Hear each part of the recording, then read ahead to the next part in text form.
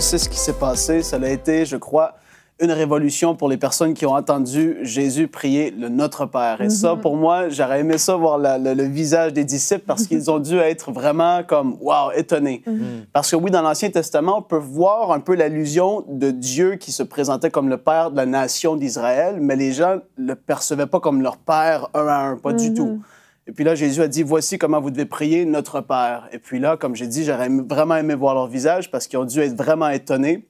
Ça a dû les bouleverser complètement.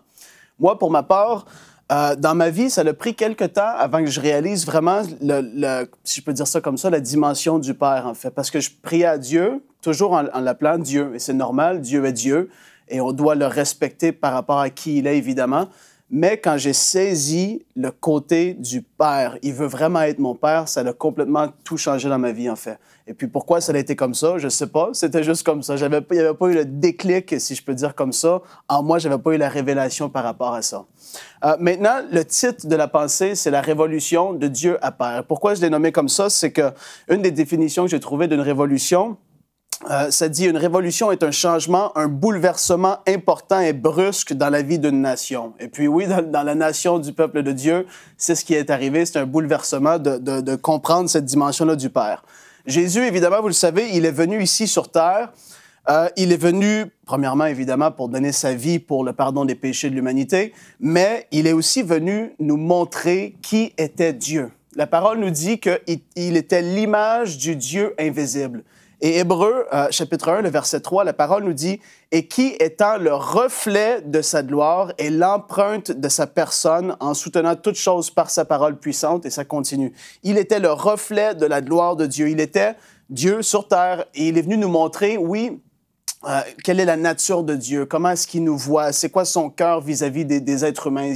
Il est vraiment venu nous démontrer ça, mais il est aussi venu nous montrer comment que nous, on peut avoir une relation avec Dieu le Père. En fait, on peut voir au travers de lui, il est le Fils de Dieu, on peut voir comment Jésus vivait, il parlait constamment au Père. Il se levait le matin, il allait prier, il priait avec le Père. Il a dit, tout ce que je fais sur terre, c'est parce que mon Père me l'a montré. Et lorsque même il était un enfant, la parole nous dit dans Luc 2, verset 49, il leur dit, pourquoi me cherchiez-vous? Ne savez-vous pas qu'il faut que je m'occupe des affaires de mon Père?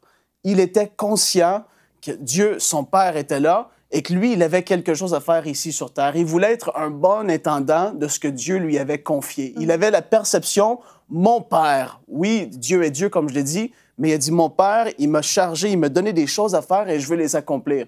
Il avait vraiment cette relation-là du Fils avec le Père. Et il prenait au sérieux ce que Dieu lui disait. Ça a commencé, je crois, vraiment à changer la mentalité des personnes qui étaient là.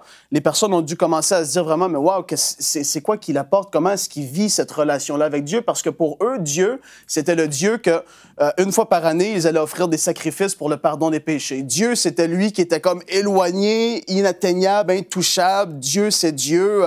Ils ne savaient pas trop comment s'approcher de lui. C'était complètement différent. Et puis nous, aujourd'hui, dans la Nouvelle Alliance, on a cet accès-là direct à Dieu. On peut l'appeler Père, on peut être près de lui.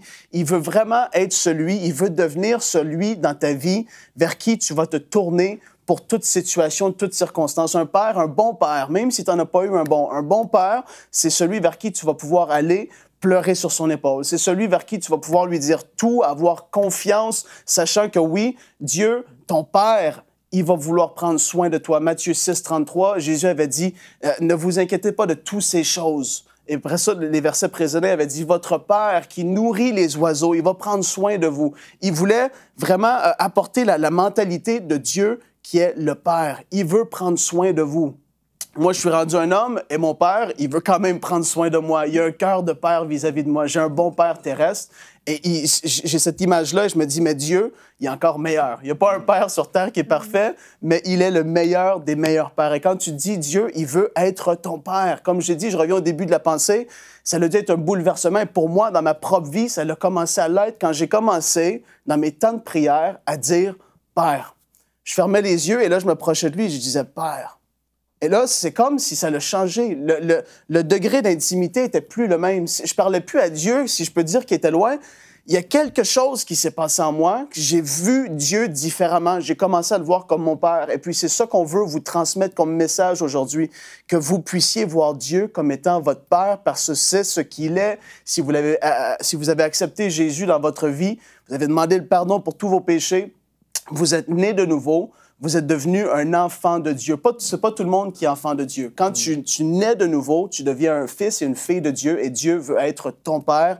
Il veut être celui vers qui tu vas te tourner. Il veut qu'il y ait cette proximité-là. Parce que comme je l'ai dit, je le répète, ça change tout dans une vie de prière. Ça change tout dans ta vie, en fait, parce que tu le vois comme Père. Père, tu veux mon bien.